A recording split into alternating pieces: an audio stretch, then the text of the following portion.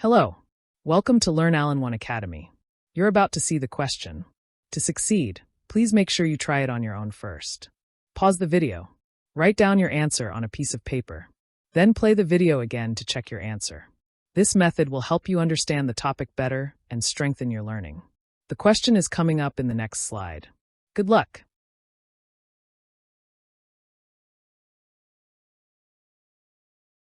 Here's your question.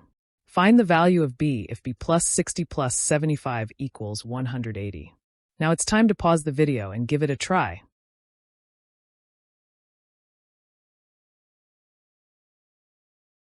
Now let's reveal the answer.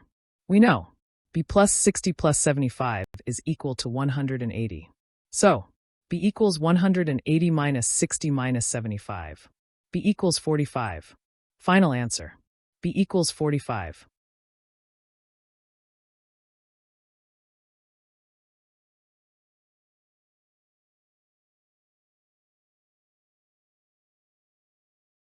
Thank you for watching.